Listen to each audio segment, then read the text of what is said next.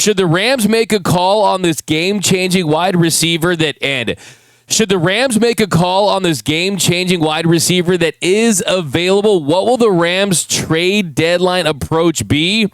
That's coming up next on Locked On Rams.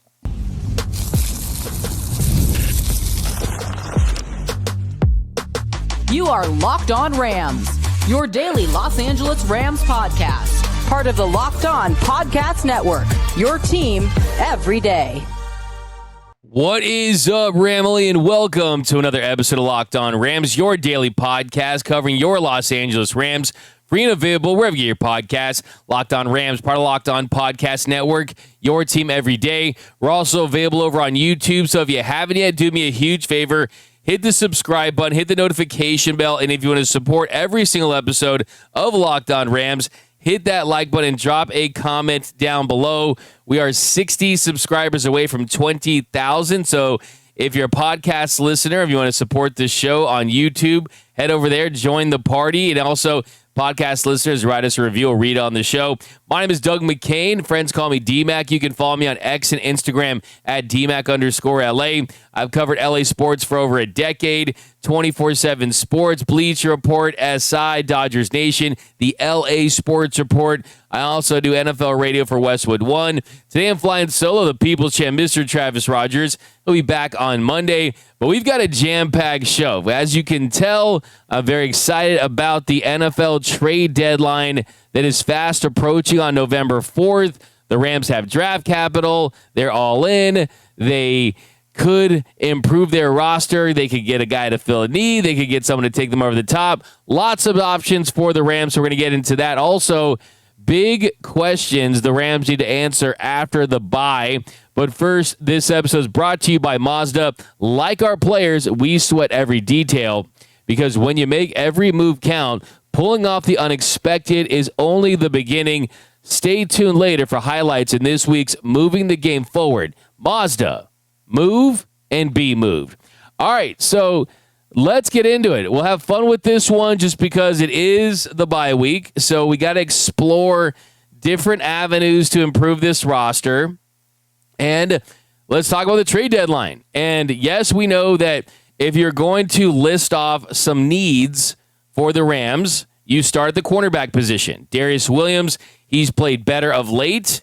Last couple of weeks have been strong. Emmanuel Forbes has played better. Kobe Durant, he has some good moments, some not so good moments. He's been okay at times. Not a game changer. The Rams defense with Chris Shula, do they ask the cornerback to do everything? Not necessarily, but we've seen against elite teams where cornerbacks for this team can get exposed. Just look at the second half against the Philadelphia Eagles when they used A.J. Brown to pick on Darius Williams. Look at Emmanuel Forbes getting picked on at times. And yes, you don't have a Ahkello Witherspoon who is going to be back around week 14, week 15, possibly. He's still returning from a broken clavicle. When he does return, the questions are, how quickly can he get back in the mix? 2, will he perform like he did before the injury? He's someone that has some high variance too, some high ups, some low lows.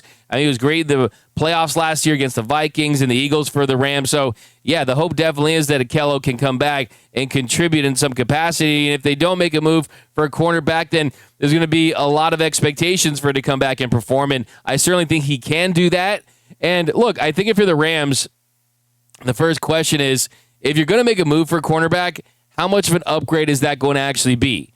Is it a needle mover? Are there guys out there? I mean, we talked about the possibility of a Sauce Gardner, right? And yes, that would be a dream scenario as far as a guy with incredible talent, the highest paid cornerback in the NFL. They just signed him to a new deal back in July. And that would require a first, 2 firsts, high draft capital. You have to pay him a lot of money. There's that. And there's no confirmation that he's even going to be available. You can't buy a house that's not for sale. So that's kind of the problem with a guy like Sauce Gardner. But how about someone like a guy that's not on that tier but can definitely help this team and would be an upgrade at that position? And I'm talking about Saints cornerback Alontae Taylor. So Alontae Taylor, he could be available before the November 4th trade deadline. The Saints, they have been free falling all season at 1-6 on the year. And Alontae Taylor is still young. He's 26 years old. He's potentially just entering his prime. He already has really nice experience at that position in 54 games, 244 tackles, 17 tackles for loss, 44 passes defended, 2 interceptions, 6 sacks, and 3 forced fumbles.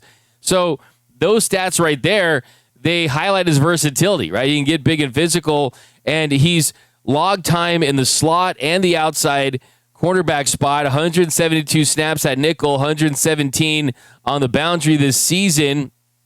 So he does have that positional flexibility that they like. I mean, you see guys like Kobe Durant and Quentin Lake and guys you can kind of move around a little bit. So that certainly helps you in those spots. And I think what really you look at for Taylor is this is someone that there's no question would be an upgrade if he's performing like we know he can. And you look at his PFF grade, and of course, take it with a grain of salt.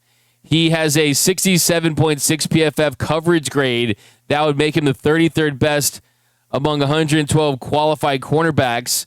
Has a 64.7 overall PFF grade, which would make a 43rd best overall cornerback in the league. And you kind of compare that to what you see with some of these Rams cornerbacks on the year.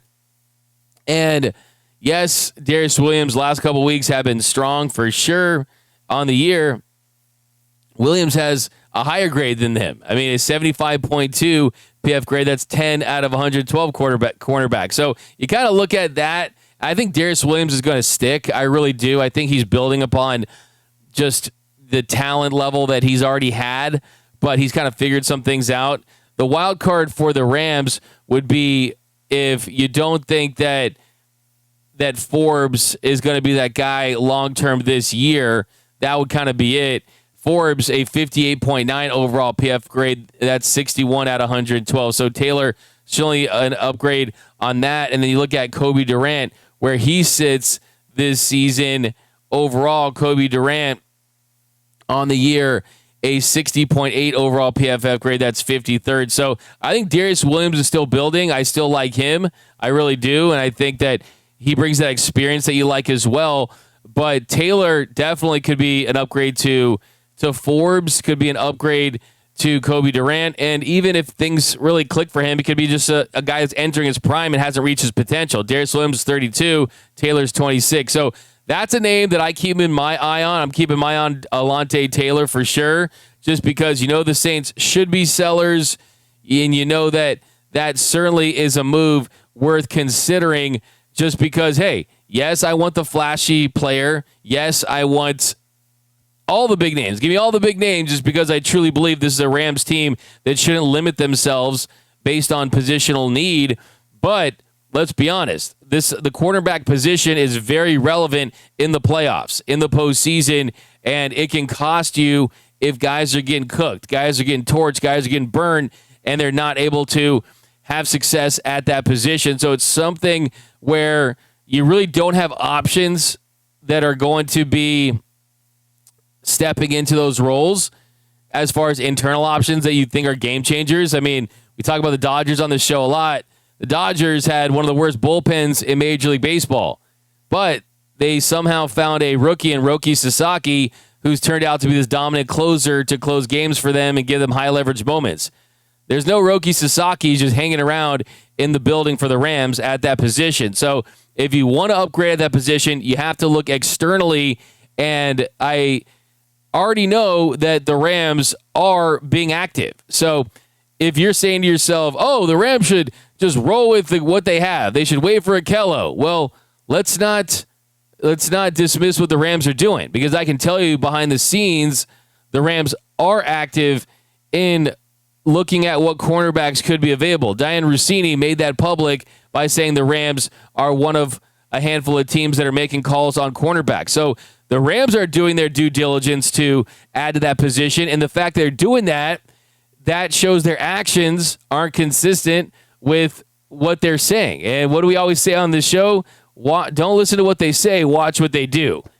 Sean McVay's saying that he felt like he had 4 starting cornerbacks. Well, one of those, their best one, broke his clavicle, and the rest have been up and down this season, hot and cold. So behind the scenes, the Rams, they are looking for cornerbacks, And they know that this defense, to truly maximize and reach its potential, you have to add that position potentially. So I would not be surprised to see him do it. Alontae Taylor is kind of a name that I think makes a lot of sense in that mold.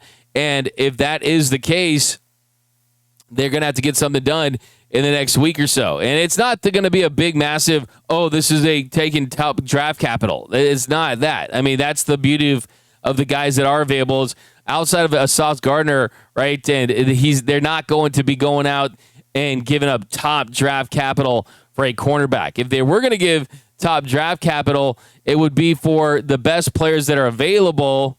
And there's one that is a receiver. And I would know what you're saying. Wait a minute. Rams already have Puka Nacua. He's a top 5 receiver. Devontae Adams just caught 3 touchdowns. Why in the world will the Rams pursue a big, flashy, big-name receiver in the trade market? Well, I'll tell you why and who that could be. That's coming up next on Locked On Rams.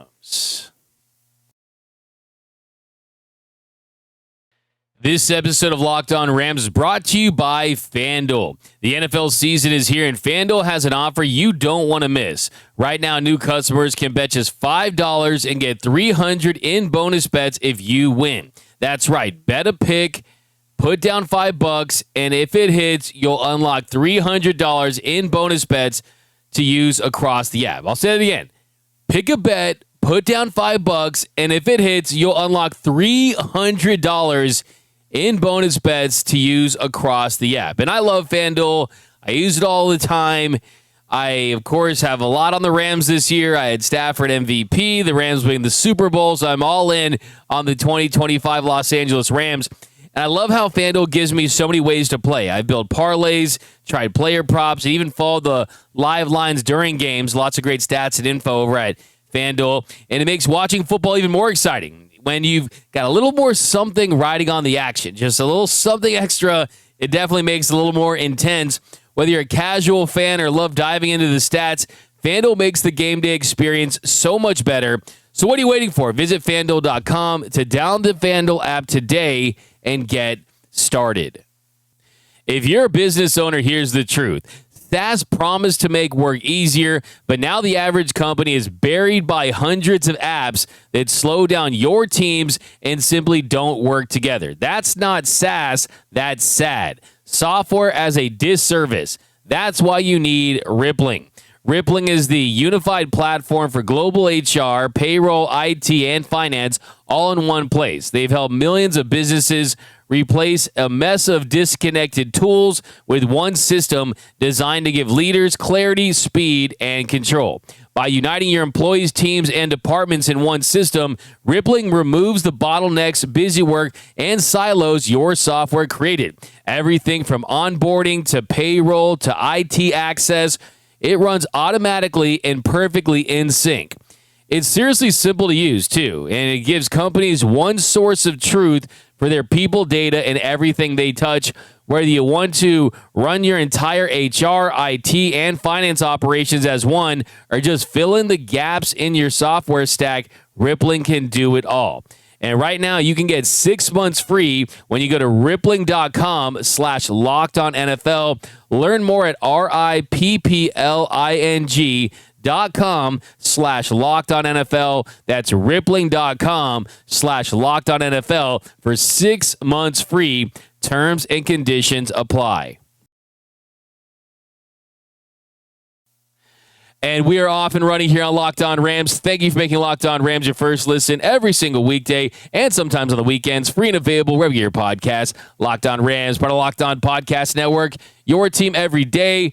Want to give a big shout out to those every listeners out there watching and listening to every single episode of Locked On Rams. Cannot thank you enough. And I'm noticing a lot of new viewers, a lot of new listeners this season and recently. And if you haven't joined that Everyday Listeners Club, now is the time. You got the trade deadline, you got the stretch run of the season. So lock in, watch or listen to every episode, or do both, and you won't miss a thing about your favorite football team, the Los Angeles Rams. All right, here in our second segment, gonna have fun with this one. Gonna dream big on some possible splashy trade targets. And the question in this segment is, should the Rams make a call for Jaguars wide receiver Brian Thomas Jr.? Should they go after BTJ? Because the Jaguars are reportedly open to trading Brian Thomas Jr., and that is a massive name. Brian Thomas Jr., he emerged last season as an explosive wide receiver. We know that this is a guy that when he's at his best, he could be one of the best receivers in the league. He could be one of the best receivers in all of football if he realized that potential. And this year, he just has not had the year that they were hoping for. And a lot of it has to do with their offense. A lot of it has to do with Trevor Lawrence, in my opinion. I mean, Trevor Lawrence completing 58% of his passes, not seeing guys downfield. And if you look at Brian Thomas Jr. against the Rams, 7 targets, 3 catches, 31 yards. Against the Seahawks, 10 targets, 8 receptions, 90 yards, a touchdown. That really was his best game of the year. Hasn't had over 100 yards receiving this season or a multi-touchdown game. But this Jaguars offense, they're a dumpster fire. They rank 22nd in scoring, 26th in net yards, 29th in third down percentage, 21st in red zone. And Jacksonville, the most passing yards they've thrown for this season is 264, and that was against the Rams. So if that was the best version of their passing offense, you know they're a dumpster fire. You know they are bad. And what really makes it just very stunning is that Brian Thomas Jr., through the first 3 games of the season, had a 28% catch rate. And those numbers have gone up as the season has gone up, has continued and progressed. But still, there's just not a connection there between Trevor Lawrence and Brian Thomas Jr. There's a disconnect. And we're talking about a first-round pick out of LSU. He had over 1,200 yards receiving as a rookie. And his last 6 games of 2024, the dude straight up exploded. He had 50 catches for 675 yards, 5 touchdowns. He played more snaps with Mac Jones than he did with Trevor Lawrence, and Mac Jones showed the ability to get on the ball. I think this is a Trevor Lawrence problem, and I think that Brian Thomas, his stock is on the low. His stock is on the low because of that, and that would be a reason to buy. That would be a reason to buy if you're a potential team out there, because the pedigree is there, the LSU wide receiver factory, the talent has certainly flashed. He's young. He's someone that you could build with for a long time. And the rumors started when Diana Rossini, she kind of mentioned that, hey, that they're not meshing well as far as Thomas and head coach Liam Cohn and Lawrence. So there is a couple of things that you need to have the building blocks for a trade if you're Brian Thomas Jr., the Rams, or any team that could be interested in him. 1, not happy there. 2, the Jags, they're pretenders at that record. I don't even believe it. They're not a team that you could see being legitimate contenders, even though they've had some wins. I do think that their Super Bowl was beating the Kansas City Chiefs. And the other thing, too, is the Rams and Jaguars, they have a lot of connections. And you look at the GM of the Jags, James Gladstone, he was someone that was a mentee of Les Snead. And if Les Snead wanted to think in the future, and think about this, why would you want to trade for a receiver if you're the Rams? Well, this could be Devontae Adams last year with the Rams. They don't need to bring him back next season. And yes, things have been better for sure, but that's how these things work. Sometimes it's a one-year thing, and he's on the older side. The cliff could be coming, and that just could be the case. Puka Nacua is a guy that Brian Thomas Jr. could open things up for and vice versa. And the other thing, too, is this is Les Snead we're talking about, ladies and gentlemen. He's going to do things that are against the grain, things that you can't predict sometimes.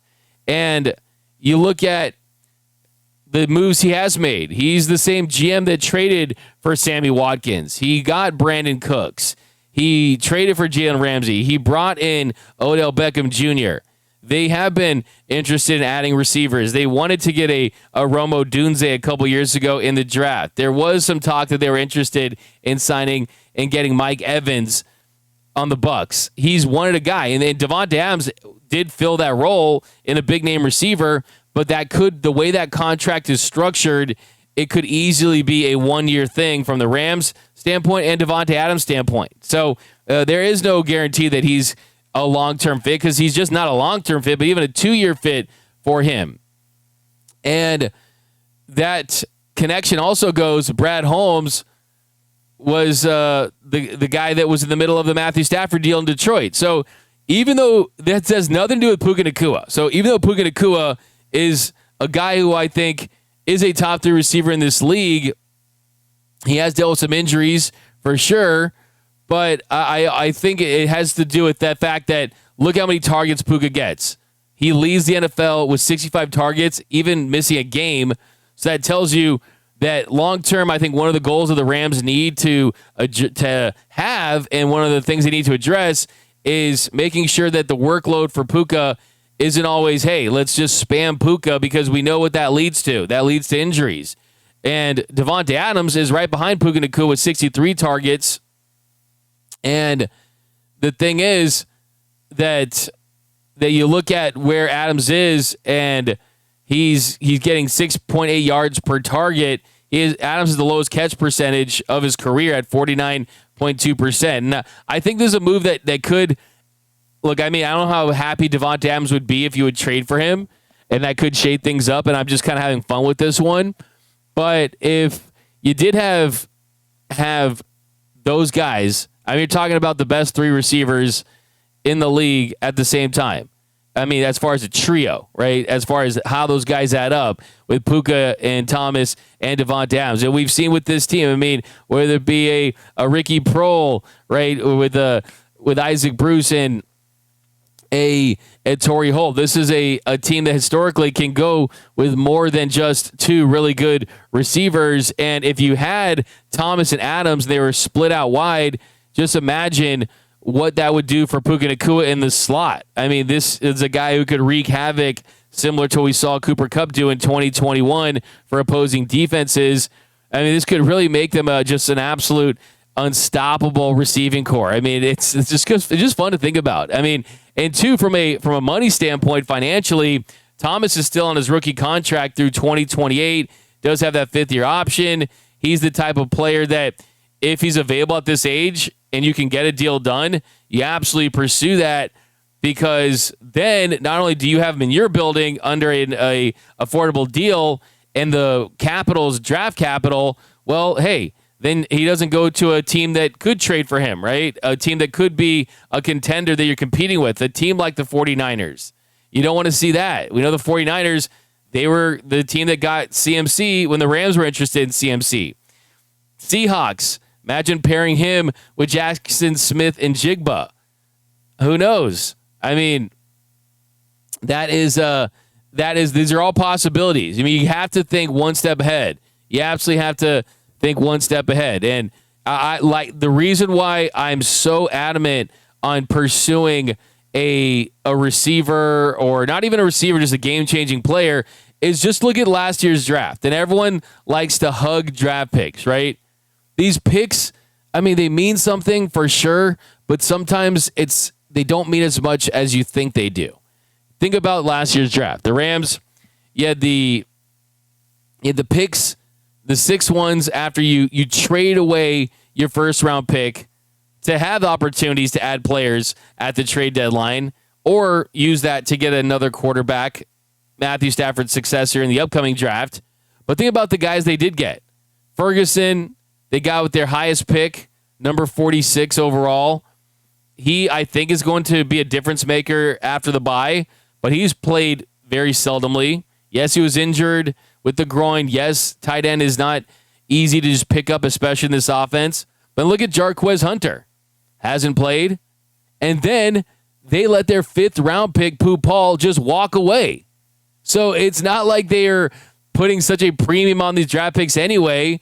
And then you look at this year, the Super Bowl window is now. It really is. Matthew Stafford's 37. There's no reason to hoard picks when you can get younger and proven and established players that are ready to go right now. I mean, I certainly think they should, and they honestly need to trade those picks, in my opinion. I just hate this whole notion that you just have to save the picks to bolster the team later when the time is now. I mean, who knows what happens in the future?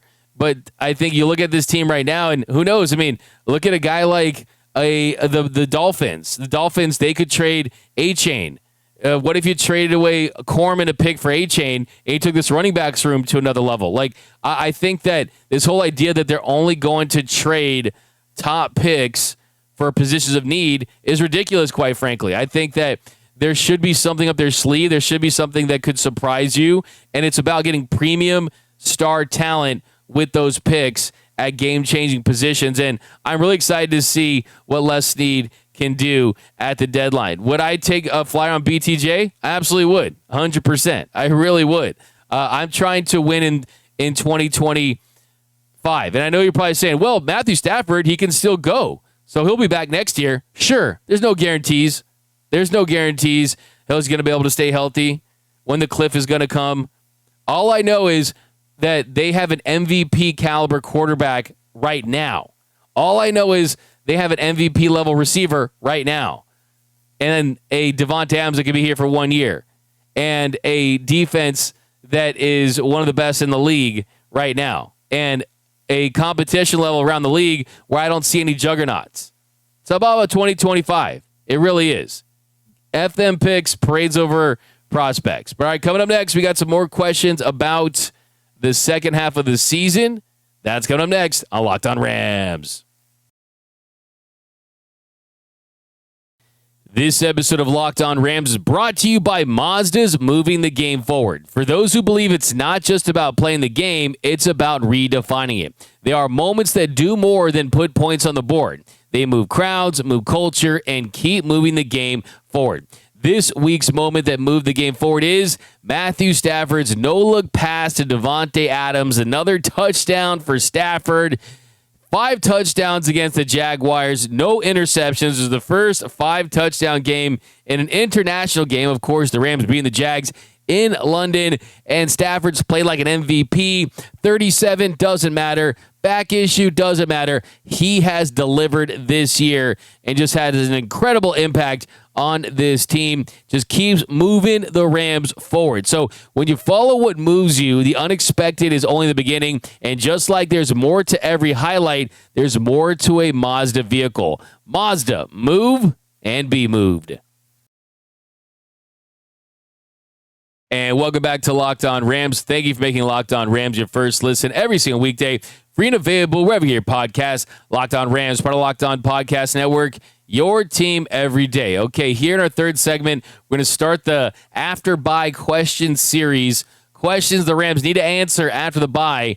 And the first one is, will Terrence Ferguson, the Rams rookie tight end out of Oregon, will he be a guy that's going to have an impact? Will he be a guy that's going to play? Because if the Rams are going to use more 12, we saw him use 13 personnel, well, the tight end becomes a much more significant position group on the field. And while you've seen some flashes, the thing with Ferguson is we just haven't seen enough. And he got his first career touchdown, 31-yard, nice little fade on the seam, great ball by Matthew Stafford. He's seen what he can do. And also, the blocking grade was impressive. There's this reputation that he's had, this narrative about him that he can't block. And he certainly, the effort was there. He was willing to block. He was a willing blocker. And I need to see this offense with a dynamic tight end, especially if you're not going to add anywhere else. And